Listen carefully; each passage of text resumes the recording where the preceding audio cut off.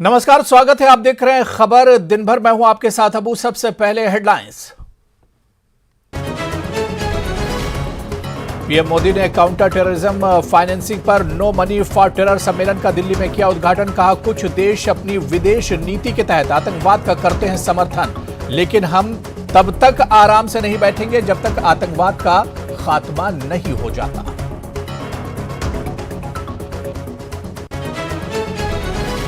आतंकवाद को किसी धर्म, राष्ट्रीयता या समूह से न जोड़ा जा सकता है और न ही जोड़ा जाना चाहिए। दिल्ली में counter terrorism financing no money for terror सम्मेलन से गृह मंत्री अमित शाह का खिताब।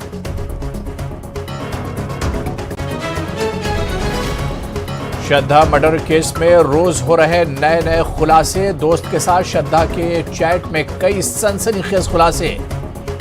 एनर्जी नहीं बची है बेड से उठने की। टीम लीडर से श्रद्धा ने यूं बयान किया था दर्द।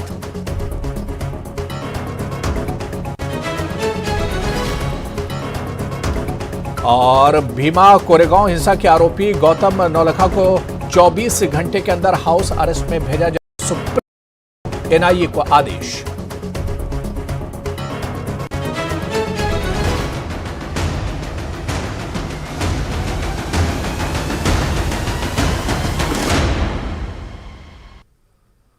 और अब खबरों को विस्तार से देखते हैं। आतंकी फंडिंग के खिलाफ प्रधानमंत्री नरेंद्र मोदी ने शुक्रवार को दिल्ली में नो मनी फॉर टेरर अंतर्राष्ट्रीय सम्मेलन का उद्घाटन किया। इस मौके पर पीएम मोदी ने कहा कि दशकों तक हमारे देश को आतंकवाद ने चोट पहुंचाने की कोशिश की, लेकिन हमने बहादुरी से इसके खिलाफ लड़ाई लड़ी। पीएम ने कहा कि हम तब तक चैन से नहीं बैठेंगे जब तक आतंकवाद का खात्मा नहीं हो जाता। उन्होंने कहा कि लंबे समय से आतंकवाद का असर गरीबों और स्थानीय अर्थव्यवस्था पर पड़ा है। मोदी ने कहा कि यह सबसे अधिक महत्वपूर्ण है कि हम आतंकवाद की पोषण करने वालों की जड़ तक प्रहार करें। पीएम ने इशारों में पाकिस्तान को घेरते हुए कहा कि ये सभी जानते हैं कि आतंकवादी संगठनों को कई स्रोतों से धन प्राप्त होते हैं। इसका एक स्रोत किसी एक देश का समर्थन भी है। कुछ देश अपनी विदेश नीतियों के तहत आतंकवाद का समर्थन करते हैं। वे उन्हें राजनीतिक, वैचारिक और वित्तीय सहायता प्रदान करते हैं। की फंडिंग के स्रोतों में से एक संगठित अपराध है। इसे अलग थलग करके नहीं देखा जाना चाहिए। इन गिरोहों के अक्सर आतंकी संगठनों से गहरे संबंध होते हैं। It is well known that terrorist organizations get money through several sources. One source is state support. Certain countries support terrorism as part of their foreign policy. They offer political, ideological, and financial support to them. International organizations must not think that the absence of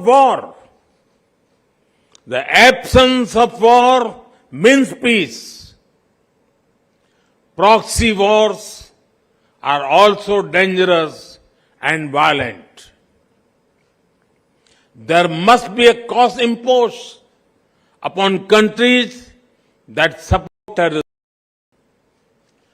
Organizations and individuals that try to create sympathy for terrorists must also be isolated.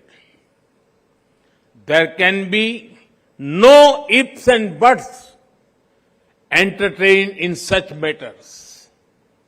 The world needs to unite against all kinds of overt and covert backing of terror. Friends, one of the sources of terror funding is organized crime.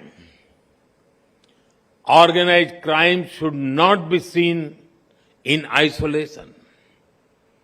These gangs often have deep links with terrorist outfits. The money made in gun running drugs and smuggling is pumped into terrorism. तो उधर केंद्रीय गृह मंत्री अमित शाह ने शुक्रवार को counter terrorism financing पर तीसरे नो मनी फॉर टेरर सम्मेलन अमित शाह ने दिल्ली के होटल ताज पैलेस में आयोजित सम्मेलन को संबोधित करते हुए कहा कि हम ये मानते हैं कि आतंकवाद के खतरे को किसी धर्म, राष्ट्रीयता या समूह से नहीं जोड़ा जा सकता है और ना ही इसे जोड़ा जाना चाहिए। अमित शाह ने आगे कहा कि आतंकवाद का टेरर फंडिंग आतंकवाद से कहीं अधिक खतरनाक है। उनका पूरा बयान सुनिए। और नार्को दुर्भाग्य से कुछ देश ऐसे भी हैं जो टेररिज्म से लड़ने के हमारे सामूहिक संकल्प को कमजोर करना या नष्ट करना चाहते हैं। हमने कई बार देखा है कि कुछ देश आतंकवादियों का बचाव करते हैं, उन्हें पनाह भी देते हैं। किसी आतंकवादी को संरक्षण देना आतंकवाद को बढ़ावा देने के बराबर है। ये हमारी सामूहिक जिम्मेदारी है कि ऐसे तत्व और ऐसे देश अपने इरादों में कभी सफल न हो सके। अगस्त 21 के बाद दक्षिण एशिया क्षेत्र में स्थिति में बहुत परिवर्तन आया है। सत्ता परिवर्तन तथा अल कायदा और आईसिस का बढ़ता प्रभाव रीजनल सिक्योरिटी के लिए एक महत्वपूर्ण चुनौती के रूप में उभर कर सामने आया है। इन नए समीकरणों ने टेरर की समस्या को और अधिक गंभीर बनाया है। 3 दशक पूर्व ऐसे ही एक रेजिम चेंज के गंभीर परिणाम पूरी दुनिया को सहन करने पड़े हैं। 9/11 जैसे भयंकर हमले को हम सभी ने देखा है। इस बैकग्राउंड में पिछले साल दक्षिण एशियाई क्षेत्र में हुए परिवर्तन हम सभी के लिए चिंता का विषय है। अल कायदा के साथ साथ दक्षिण एशिया में लश्कर तोयबा और जैसे मोहम्मद जैसे गुट बेखौफ होकर आज भी आतंक फैलाने का प्रयास में है। हमें आतंकवादियों के पनाहगाहों या उनके संसाधनों की अनदेखी नहीं करनी चाहिए। ऐसे तत्वों को स्पॉन्सर करने वाले तथा इनको सपोर्ट करने वाले डबल स्पीक को भी हमने उजागर करना पड़ेगा। भारत का मानना है कि टेररिज्म से निपटने का सबसे प्रभावी तरीका इंटरनेशनल कोऑपरेशन और राष्ट्रों के बीच रियल टाइम तथा ट्रांसपेरेंट सहयोग ही है।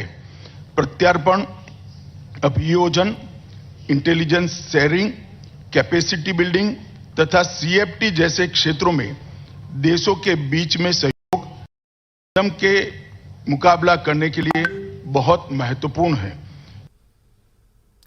चलिए आगे बढ़ेंगे। दिल्ली में श्रद्धा मर्डर केस में रोज नए नए खुलासे हो रहे हैं। अब उसका ऑफिस के दोस्तों के साथ किया गया चैट सामने आया है, जिसमें साफ तौर पर श्रद्धा अपने ऊपर हो रहे जुल्म और हिंसा की कहानी बयां कर रही है।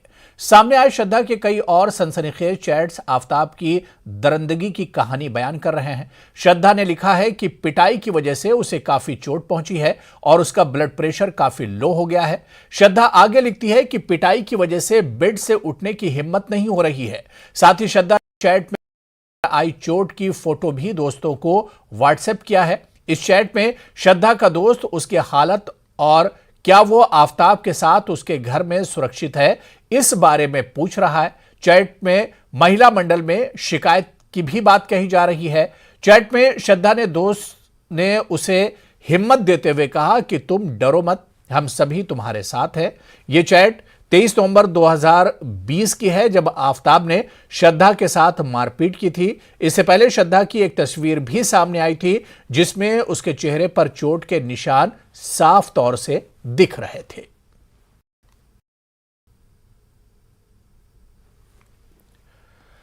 केंद्र सरकार ने शुक्रवार को digital personal data protection bill का ड्राफ्ट जारी किया है। इसके तहत सरकार ने लोगों के निजी डेटा का इस्तेमाल करने पर कंपनियों पर पेनाल्टी की राशि बढ़ाकर 250 करोड़ रुपए तक कर दी है।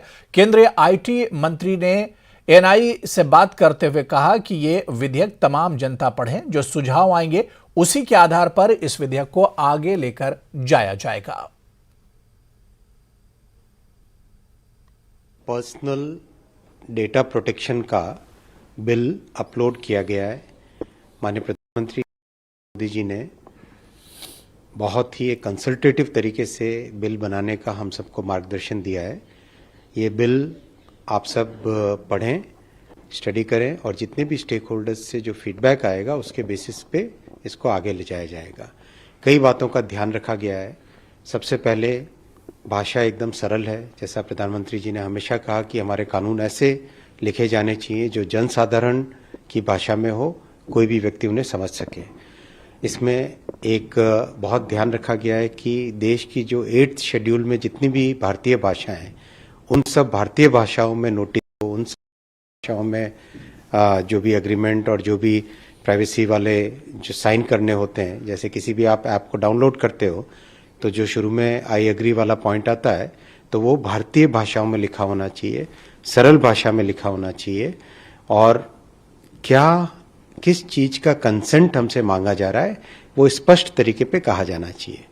बिल में जो ऑनरेबल सुप्रीम कोर्ट ने प्रिंसिपल्स ले किए थे कि प्राइवेसी के क्या प्रिंसिपल्स हैं, उन सारे के सारे प्रिंसिपल्स को purpose limitation, storage limitation, consent mechanism, notice, इन सब चीज़ों को बहुत ही केयरफुली बहुत एक ढंग से डाला गया है। महाराष्ट्र के भीमा कोरेगांव हिंसा मामले में आरोपी गौतम नौलखा को सुप्रीम कोर्ट से बड़ी राहत मिली है। सुप्रीम कोर्ट ने एनआईए को आदेश दिया है कि ऑर्डर की कॉपी मिलने के 24 घंटे के अंदर गौतम को हाउस अरेस्ट पर भेजा जाए। Justice KM. जोसेफ और जस्टिस हरिकेश रॉय की बेंच ने इस मामले में सुनवाई की।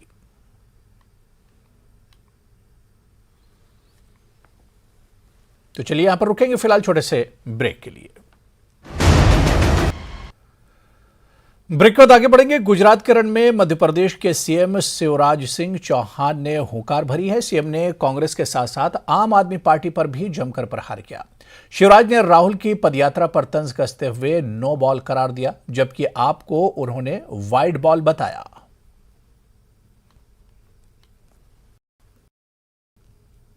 अब नरेंद्र मोदी जी तो कल्प वृक्ष हैं। विकास के लिए जो जरूरत है मांगो मिलेगा। जन कल्याण की योजना मांगो मिलेगा। लेकिन केजरीवाल बबूल के पेड़ हैं, केवल कांटे मिलेंगे कांटे। बोया पेड़ बबूल का आम कहां से होए। और राहुल बाबा खरपतवार हैं, खेत में हो जाता है ना, क्या कहते हैं उसको, फसल के बीच में पैदा हो जाता है जिसको उखाड़ना पड़ता है। ये नीदा अपने विकास की फसल ही खराब कर देगा भाई। चलिए आगे बढ़ेंगे। इंदौर में मिठाई दुकान पर धमकी भरा पत्र मिलने से सनसनी फैल गई है। पत्र में राहुल गांधी को बम से उड़ाने की धमकी दी गई है। कांग्रेस ने सरकार से सुरक्षा की मांग की है। वहीं बीजेपी का कहना है कि इस पूरे मामले की जांच कराई जा रही है। को देखना है, सुरक्षा पूरी पुलिस के हाथ में। और मैं मुख्यमंत्री शिवराज सिंह जी से मिला था, उनसे कहा था वो सुरक्षा का पूरा इंतजाम। सर, उस पत्र में आपका नाम भी लिखा है गोली मारने की, पर यात्रा के पहले क्या बीजेपी प्रकार की हथकंडे लगाएगी, हर प्रकार की बौखलाई हुई है बीजेपी और देख रही है कि कितना सफलता है। यहाँ इस प्रकार की चाहे राहुल गांधी जी हो या कमलनाथ जी हो, सब सुरक्षित हैं। न इस प्रकार की कोई दिक्कत होती है न होने वाली है। मुझे तो ऐसा लगता है कि उनकी पूरी यात्रा में जिस प्रकार से लोगों ने इग्नोर किया है और यात्रा जिस प्रकार से अप्रासंगिक हो रही है, तो मुझे तो ये स्टंट दिखाई देता है कि इसके माध्यम से हम किस प्रकार से हाईलाइट होने का प्रयास करें। खबर बिहार से है, जहां राजधानी पटना में लॉ एंड ऑर्डर की सूरत हाल चिंताजनक है। जराइम पेशा लोग बेखौफ हैं। इसी का नजारा शुक्रवार को देखने को मिला पटना के करबिगैया में, जहां बदमाशों ने ताबड़तोड़ फायरिंग कर एक व्यक्ति की हत्या कर दी। अपराधी बुलेट पर बैठकर आए और एक व्यक्ति को गोली मारकर फरार हो गए। हत्या से नाराज लोगों ने सड़क पर जमकर प्रदर्शन किया। हालांकि तीनों अपराधी पकड़ लिए गए हैं, लेकिन पुलिस हमेशा की तरह घटना घट जाने के बाद पहुंचती है। भतीजा का भैया का उसके बाद पकड़ा दो पकड़ाया।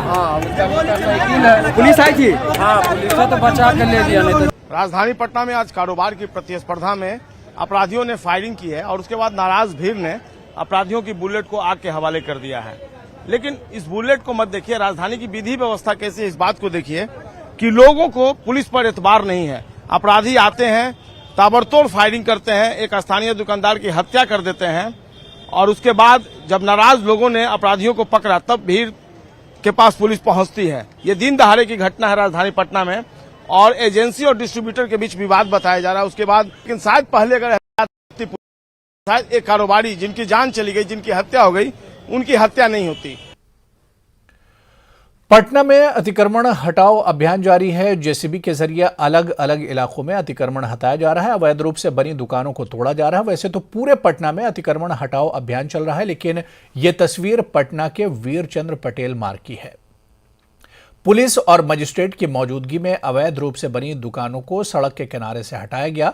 अतिक्रमण हटाओ अभियान के तहत उन सभी दुकानों को सड़क के किनारे से हटाने की कार्रवाई की जा रही है जो अवैध रूप से चल रही हैं या जिन लोगों ने सड़क का अतिक्रमण कर अपनी दुकान।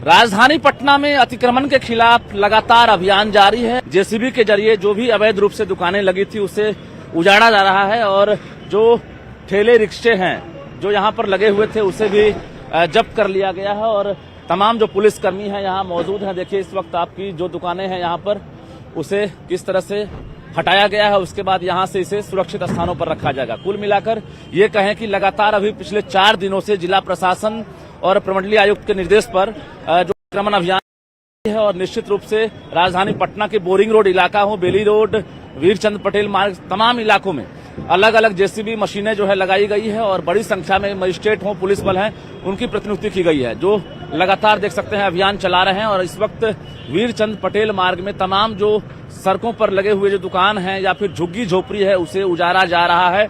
जिस तरह से लगातार शहर में जाम की समस्या बनी हुई थी और लोग परेशान रहते थे, तो निश्चित रूप से जिला प्रशासन ने कोशिश की है अभी कि अतिक्रमण हटाया जाए और ये चेतावनी भी दी गई है कि जो भी अतिक्रमण हटाया जाएगा अगर उसके बाद दुकानें सजती है या अवैध रूप से अतिक्रमण होता है उसके बाद जब्ती होगी और बड़ी कार्रवाई होगी। तो दोनों तरफ देख रहे हैं आपकी मजमा यहाँ पर लगा हुआ है क्योंकि यहाँ पर सैकड़ों लोग जो है दुकान लगाए हुए थे और सभी दुकानें जो है खाली कराई जा रही है। जाहिर है जो पुलिस बल हैं हंगामा को देखते हुए यहाँ पर मौजूद हैं, लेकिन लोग अभी फिलहाल विरोध नहीं किए हैं। बोरिंग रोड में कल काफी विरोध हुआ था और फिलहाल वीरचंद्र पटेल मार्ग में सुबह का वक्त है और अतिक्रमण खाली कराया जा रहा है। ये अभियान अभी तब तक जारी रहेगा जब तक राजधानी पटना को अतिक्रमण मुक्त नहीं कर लिया जाता है, ये कहना है जिला प्रशासन का। और पुलिस बल मजिस्ट्रेट जो है तमाम इलाकों में लगातार कैंप कर रहे हैं ताकि जो अतिक्रमण हटाने के बाद अगर दुकानें लगती भी कठोर कार्रवाई हो सके। कैमरामैन दीपक के साथ रजनीश कुमार, न्यूज 18 पटना। और उधर बिहार के दरभंगा जिले के एक सरकारी स्कूल से चौंकाने वाला सच सामने आया, जहां जांच के दौरान नीचे कक्षा में बच्चे पढ़ते मिले तो ऊपर के कमरे में नशेड़ी जमा थे। सरकारी स्कूल में शराब पीते 2 लोगों को गिरफ्तार किया गया है। शराब ही नहीं बल्कि बिस्तर का भी यहां इंतजाम था। मामला मनीगाछी प्रखंड के प्राथमिक स्कूल मकराना मुसहरी टोला का है। स्कूल में शराब पीने के मामले में प्रभारी प्रिंसिपल साजिदा खातून को निलंबित किया गया है।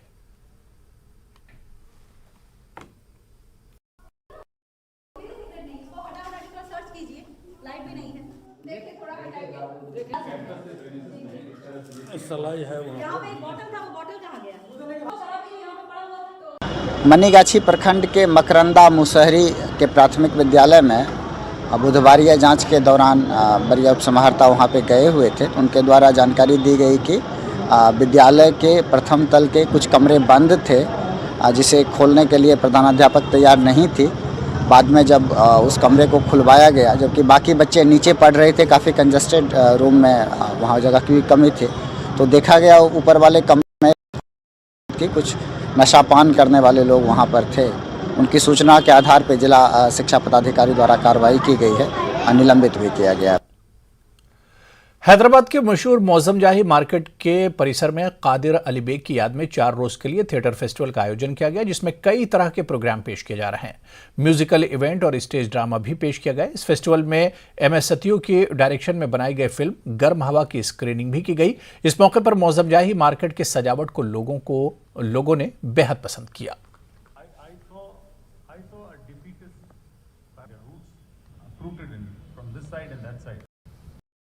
But that was a historical fact.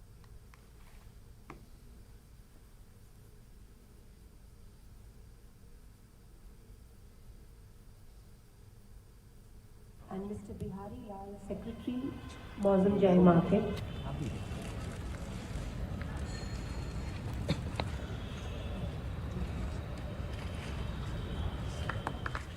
I saw a defeatist their roots rooted in from this side and that side. But that was a historical fact. AGM Rajouri Poonch J&K bank Satish Kumar ने दीगर और मकामी लोगों के साथ आज सिंगला चौक मेडर में J&K बैंक के ATM का इफ्तिताह किया, जिससे इस इलाके के लोगों का देरीना मुतालबा पूरा हो गया है। इस मौके पर खिताब करते हुए सतीश कुमार ने कहा कि इस ATM से लोगों को सहूलत मिलेगी।